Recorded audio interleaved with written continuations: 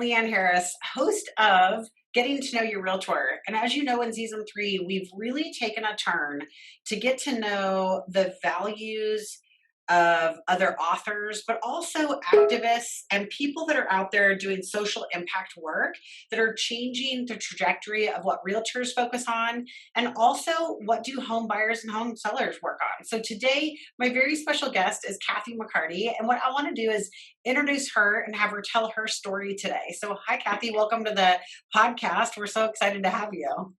And I'm honored to be here. Thank you for having me. Offline, you got started. I instantly felt your energy, and I loved what you said. I said, okay, so Kathi, are you trying to sell classes? What are you doing? You said, Leanne, I just want to make an impact on the environment. And you were personally affected by a drug house that was one of your own personal rental properties. And so I'd love to have you tell our audience the story. It's not a sexy story. I'm honest to say that, but it's one that has become, through my mess, it's become my mission. And basically what I realized when it happened to me, when I was impacted by meth contamination in my own home, that I chose to temporarily rent out. I started doing that in 2017.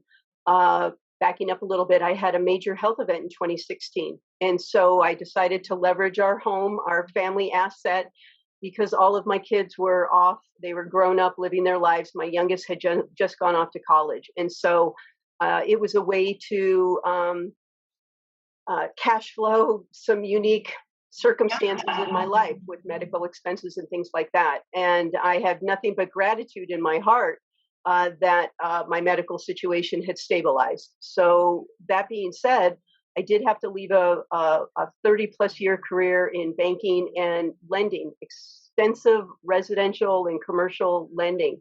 So I was on the peripheral side of real estate. I rented out our home, which is in the foothills of Denver in a small bedroom community called Evergreen, Colorado. And through that process, in 2018, I used a management company, went through a vetting process, a conversation of what they do and how they do it and things like that.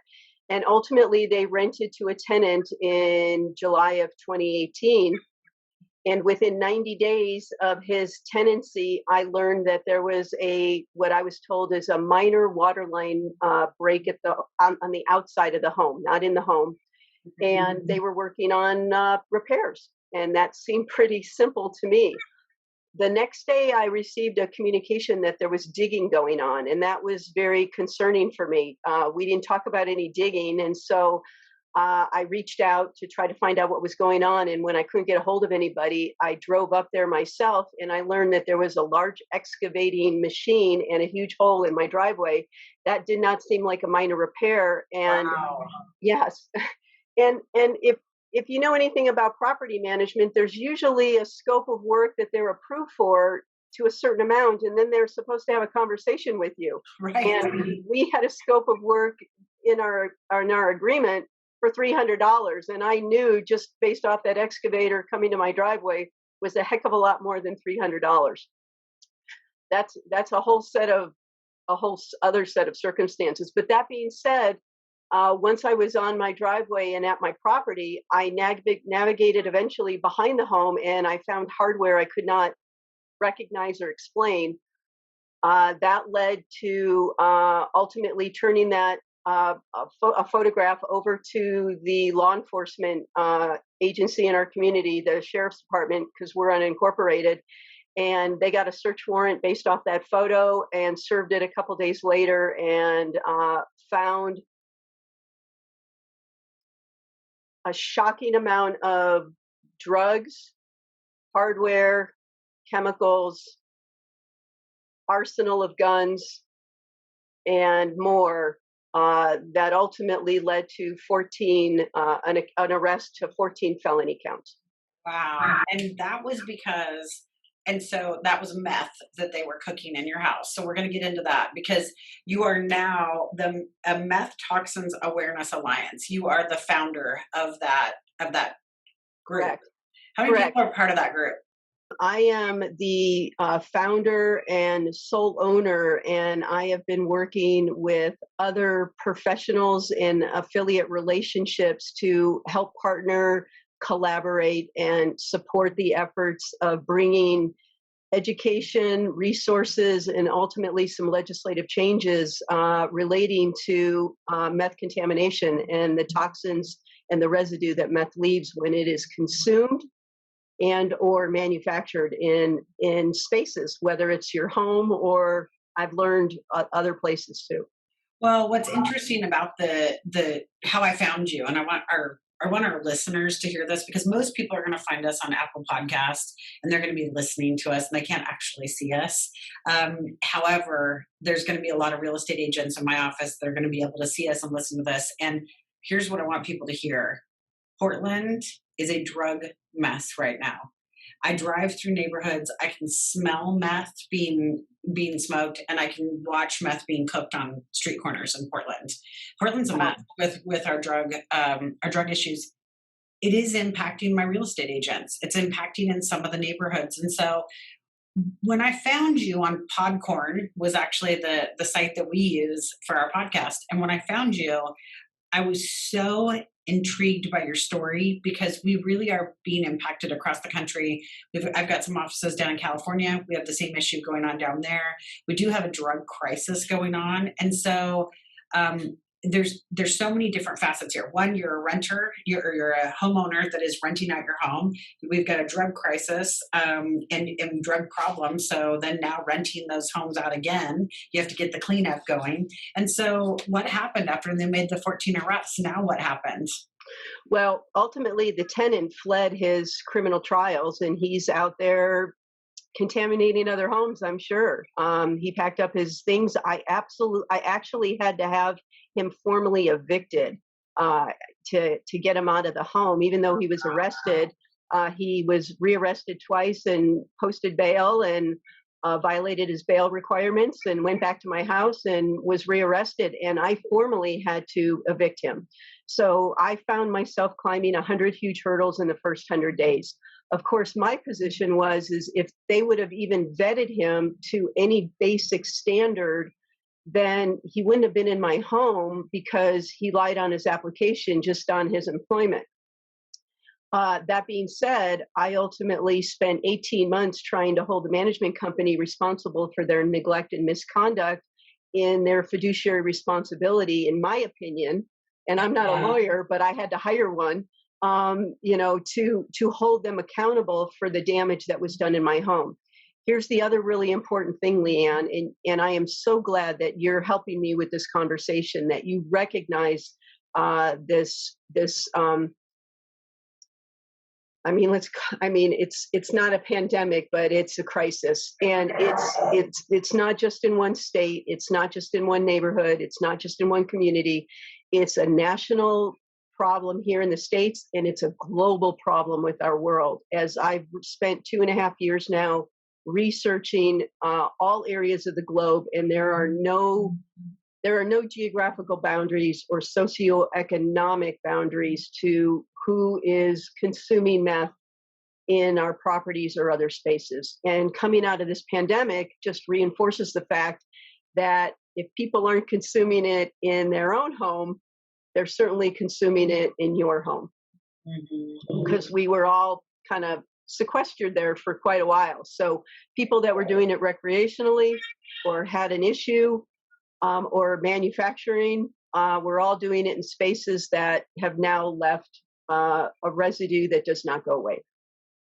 So they get everybody out of the house. I mean, here in Oregon, what's interesting is I wonder, and I don't know the answer to this, and it might be something that I have to look up after this podcast, but I wonder if you having to go through formal eviction in Colorado, we have to pay per bedroom. We have to pay the person to leave our home if we're evicting them. And so I wonder what that would look like in Oregon if the person had been arrested for activity inside the home. So I'll have to look into that. That'll be a good one for our brokerage to go into.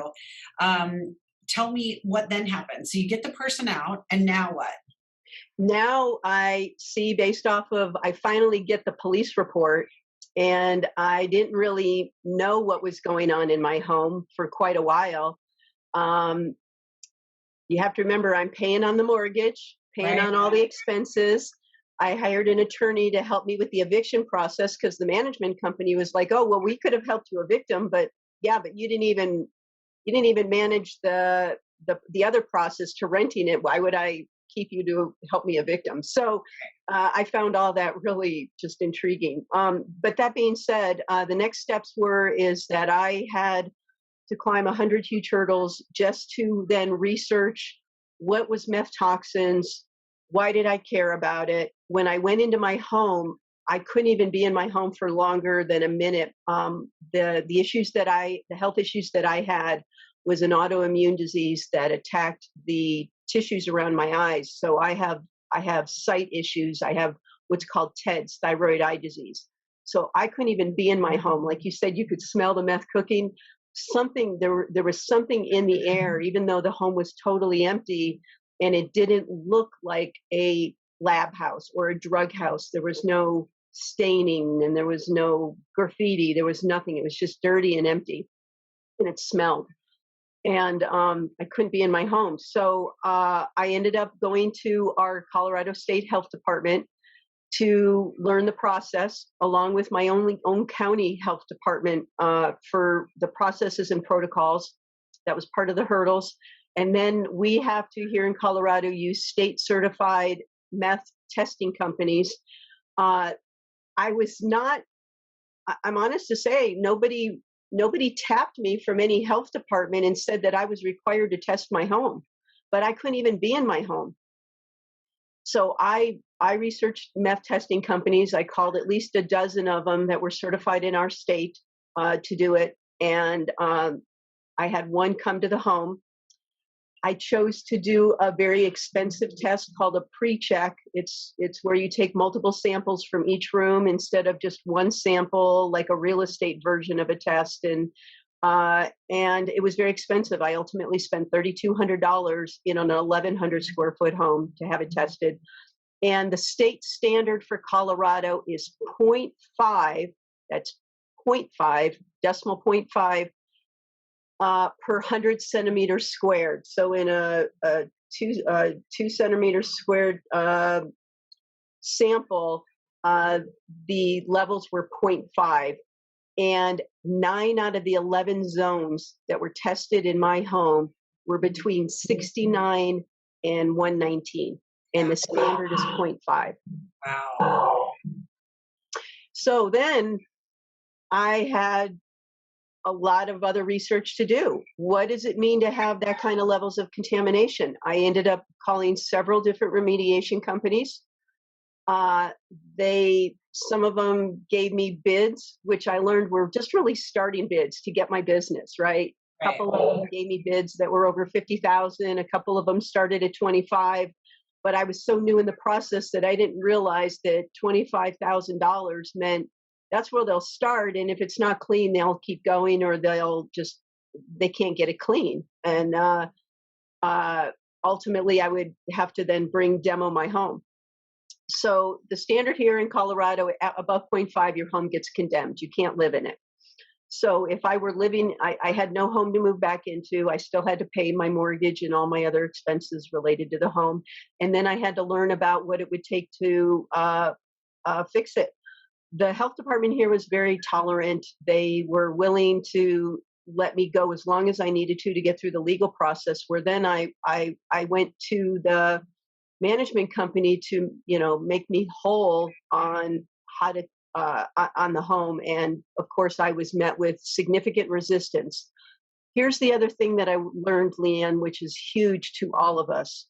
I was in residential and commercial lending for over 30 years. I sat in thousands of closings, and yet I owned other rental real estate since 1995, and I never knew this. When criminal activity is in your home, your insurances are void unless in residential property up to 1 to 4 units, unless it's vandalism. I have yet to find a carrier, an underwriting carrier, who will underwrite and protect you against meth under residential real estate. And I've got people all over trying to help me find through in the insurance industry through their carriers, trying to find an endorsement that you can purchase. So this is what I have learned is that we all think that we have tenants in our properties and they carry a tenant's policy to protect your home if they burn it down. But if they burn it down due to criminal activity, their insurance policy is void and so is yours. Wow. That's the aha that I have yet to find anybody that would have covered this. It's willful and wanton activity that he had, and so his insurance was declined based off his carrier because he willfully committed a crime. Meth is not legal in any capacity to consume it or to manufacture it. So even recreational use, as well as the fact that my homeowner's insurance did not cover this because I had endorsements to be able to rent it, but under this criminal activity, it was declined. And that's all across the board. So I'm not picking on any one carrier or underwriter. Yeah, in Oregon, we just decriminalized quite a few drugs, and there's like a certain level, and that's also what's really interesting in Portland. I wonder how that would sit. And again, something for us to talk about at our brokerage level because we have decriminalized a lot of the drugs in Oregon. Right. So. Right. And it comes back to Colorado where I started asking questions. Okay, if I'm able to grow marijuana plants in my own home and I'm allowed to have 6, and I'm here at my sister's home right now, and neither one of us are growing marijuana, but if I'm allowed to have 6, but I chose to have 8, and then I had a grow lamp that caused a fire, would that be covered because I went above the 6? There's all sorts of caveats that I'm learning that we have, and they don't have to pay out. They don't have to pay out. They'll find ways to pay out, and then we have to find ways to make sure that we're covered. For my listeners that know me, they know that I raised 2 foster kids, actually. One of them stayed with me for a significant amount of time, and she's my daughter. And she, we grew, when you go through the system, you learn how deeply kids are impacted by drugs and alcohol as they're coming into the world. And what do our foster systems look like right now? But let's keep it on housing for just a second, because I could definitely go into like all the political things. I definitely could get very passionate about helping kids, but we'll stay on real estate for just a second, because food, clothing, and shelter being Maslow's hierarchy of needs, we've got to stay focused on that as our foundational pieces. And so in housing, then we find, okay, we don't have insurance. You're going after the rental companies. Let's go back to, as real estate agents, what can we be advising? What can my real estate agents be advising their clients during this time that you would say in your Meth Toxins Awareness Alliance that you're teaching real estate agents? That's a great question. I'm glad you asked it, because it's about, I know working with realtors professionally for so many years, you're at as a trusted advisor, people will turn to you for these types of information. And I don't have the statistics yet for Portland, but I'm glad you're bringing this to the forefront, because it would be important to have the conversations with the testing professionals in the communities there as to how many homes are really impacted as a percentage of total homes tested, whether it's trace levels or, in my case, very significant levels. It's so much more common in communities and neighborhoods that most people don't think these types of things are going on. So your question to me is, what can a realtor do? Bringing awareness to their client, whether they're a seasoned homeowner over many years and never knew about it, or they're a first-time homebuyer, is to have the conversation that meth does exist. It's a contaminant that you can't see necessarily or smell in all areas, and it can be hugely a health risk, as well as once you own the home, if anybody were to test behind you, you're gonna own the financial impacts of that contamination. And I'm here to say that it's devastating. Wow. Wow. So, what is your Awareness Alliance doing right now to bring awareness to communities, to realtors, to yeah, just to renters, Mhm. insurance companies? What are you doing? Great question. And to this point, I was starting to speak with a testing company in real estate offices. They are certified here in the state of Colorado for CE continuing education classes. And Yep. of course, when the pandemic hit, I pivoted the end of August to online Zoom classes within our Colorado real estate communities, reaching out to my previous contacts and whatnot. And we've been able to, I guess, for lack of better term, beta test online Zoom classes that are approved for CE credit to realtors. We've been able to host over a dozen online classes to over 500 agents throughout the state of Colorado, and I'm just starting to branch out to other states. That's one piece, is to bring that awareness. And I started with the real estate community because of my lending background and my comfort level, and knew that that would have the biggest, hopefully the biggest impact to mushroom out a message to get in front of uh, realtors who will be in front of home buyers, so they know about it from a prevention standpoint, and hopefully test more at the point of being under contract. We are in unprecedented times in real estate. We all know that.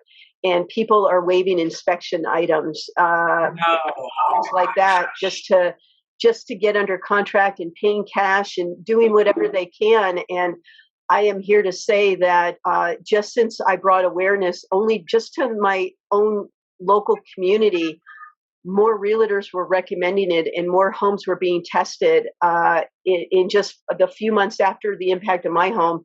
And properties came up positive that would not normally, people would not normally have tested if we hadn't brought this awareness.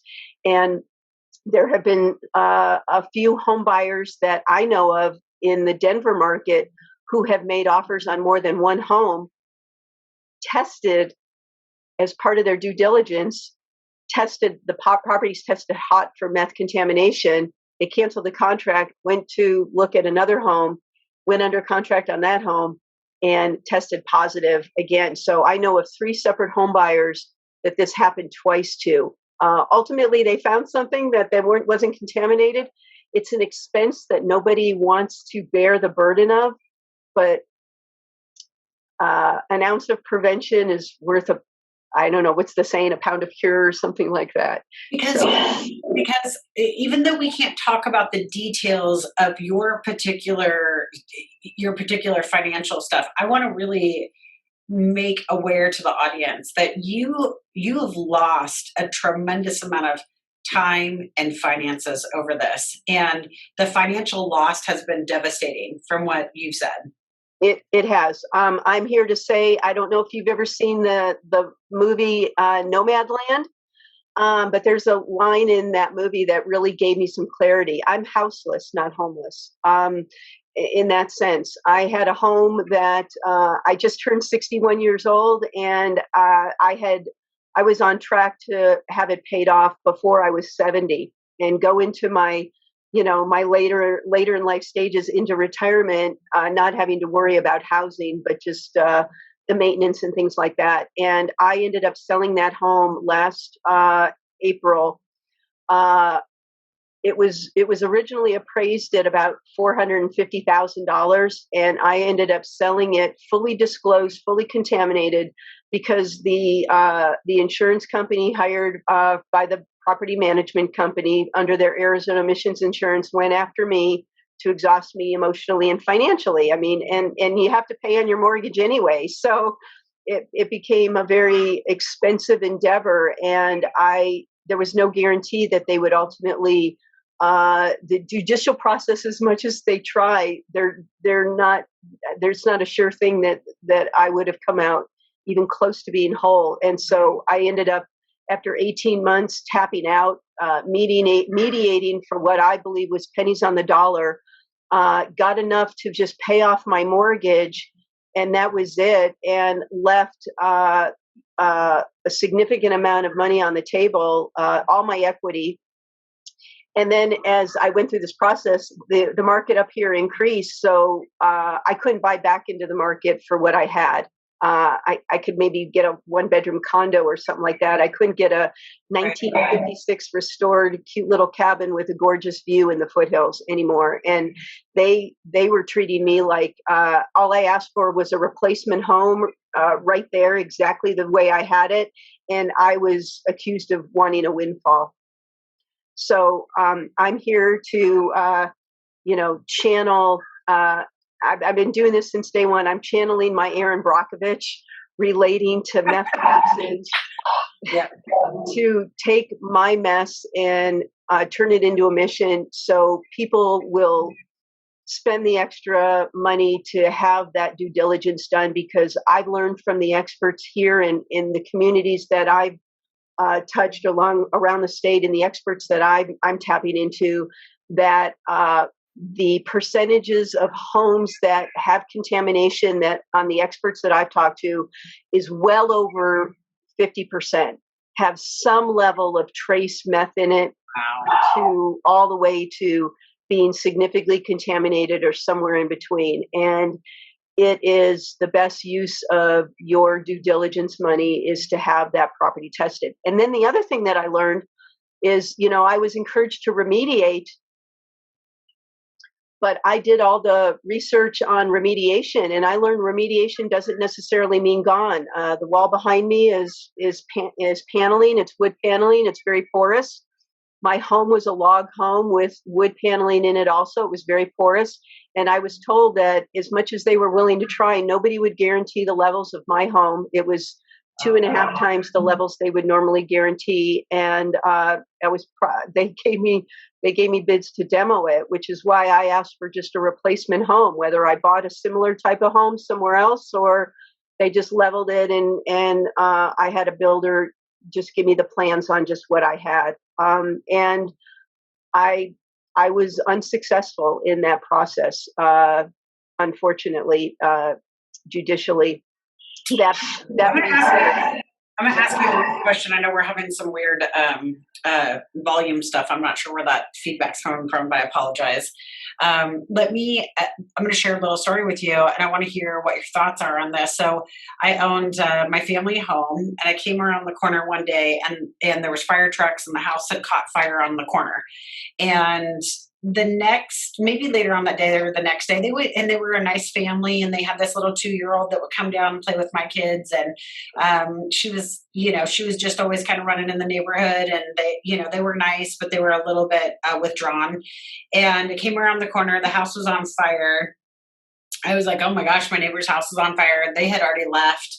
So I didn't see the parents or the little kid, and I didn't really see a tremendous amount of activity or anything like that going on in the house. The next day or that night, I saw, of course, everybody walking around in the big white suits. It's like E.T. if you've ever seen that movie. They're like, and I mean, that's what it looks like, right? And so I was like, what is going on? And the next thing I know, they're tenting the house. And the house was a meth lab that had caught on fire and exploded in the attic. And I would have never taken them as meth users. And I would have never suspected that that was a drug home because I didn't see the activity going on at the house. So nothing told me that that was what was going on. So as that happened, I did watch that house sit on the market actually I saw it sitting vacant for about 9 months, and then it sat on the market because the disclosures, they had to disclose that it was formerly a drug home. It ended up selling, and I do remember that kids ended up moving in there, and I don't know what kind of remediation they did. But let me ask you a question is, here I am, I'm 2 houses away. There's one house in between the fire and my house. Would my house have been tested positive? From what I've learned, probably not. Okay. Because of, but if you're in a like a condo complex or something like that where you might share shared HVAC systems or shared ventilation, yes, those types of situations can certainly come up. But what I learned, I had so many people say, well, gosh, you would have been better off if your home would have blown up. And what I learned is if it blew up because of criminal activity and my neighbors were impacted, God forbid. I mean, this is where my gratitude comes from, is nobody was hurt. This Yeah. was 3 months after Paradise, California. 90% of that community burned down. And the investigator on the property on my case said we were lucky we didn't have a Paradise, California in Evergreen, Colorado. This is in the foothills. It's in the forest, and it was dry. We were in. We were just out of a stage 2 fire ban, and the equipment that I found behind my home was not related to meth. It turned out that was a THC extraction system that he had behind the home with propane tanks and butane igniters and all sorts of things. And he was doing something with THC behind the house in the forest. Again, this is why I was so intrigued by your story. But this is what makes me think about Portland, is that we in downtown Portland we have at least 1 or 2 fires a night, and it's the tent encampments that have propane tanks. And that's why I've been encouraging people that when we do have houseless people, we actually have beds available. I call every day. I'm very passionate about houseless people having housing, and I would love to stop any criminal activity, because we do see a lot of fires that are happening inside the drug encampments, and they are because of the propane tanks and things like that. So that's something for people to be watching out for, and really being careful that if they're attached to those kind of encampments. I'm wondering, because Portland is pretty liberal, like we've got to look at help people understand insurance. It's almost like we've got to get a contact for insurance is what this is telling me. Man, I'm like, I've got so much that I need to make sure that our agents have at their fingertips to get them prepared to be able to have those high level conversations with their clients. So this year, and I want to make sure that I really, I help people to be able to contact you if they want to. Mm-hmm. I want people to share this in other brokerages. I've got, people that I'm going to share this with across the country. And we have 275 cities that are constantly listening to the podcast. So we'll get this out quickly for you. What else? Where can people find you if they have questions? Thank you for asking. I have a website, Meth Toxins, that's plural, toxinsalliance.com. My website was created 2 years ago as I was walking this journey. It's an okay website, but it's going through a full relaunch here. I'm hoping it's done by the end of next week, where it'll just look, it'll just be a lot of the same information will be there. It'll look a little differently, and we're going to add more things and downloadables in the near future. I also have a Facebook page, Meth Toxins Awareness Alliance. I'm going to turn it into a Facebook group to make it more interactive, bring people to this group that have stories like mine. That's what I've been doing, is advocating and being a resource. There are 3 pillars that I've been working on, awareness, education on meth toxins, being a resource, either to stay ahead of it as a prevention piece, as well as if you are impacted, and then ultimately to affect legislation, because the ultimate final chapter to my cabin was I sold it fully disclosed, fully contaminated, thinking a builder would buy it, level it, and then rebuild a home there. And ultimately, another family in the community bought it and told me they were going to turn it into a rental. I provided all the disclosure information to show that I was under the impression that this home was not remediatable. And it turned out that during their process, they remediated it to the state standard, but they couldn't get the meth out of it, but they were able to encapsulate the meth in the wood. And then they turned around and sold it 5.5 months later, last year, in early September last year, for almost $300,000 more than they bought it from me for. So they got all my equity, and they were able to sell it undisclosed. Well, they didn't disclose. They weren't required to by our state standard that says you don't have to disclose if you remediate it to our state standard. And for them, for this cabin, remediation was encapsulating the meth in the wood to a standard, and they didn't have to disclose. So that's the third piece that I'm going to be working on as I go into this year. I just learned from other particular families that were impacted by meth toxins that even though they remediated their home, they resold it, they disclosed that it was contaminated. Somebody came in and bought it and retested it, even though they got a clearance that it was remediated to the state standard. The new buyers found hotspots. You could do a test right here for 2 centimeters, but that doesn't mean over here on the wall, this is clean, but that may not be. I mean, it's just a sample. Yeah. And that's why this is so important, is for people to at least be able to do their own due diligence. If they just want that home, then they should be able to go into it with their eyes wide open. For sure. And do the research themselves. If this home is so clean, then what do you have to hide? Right. Right? Right.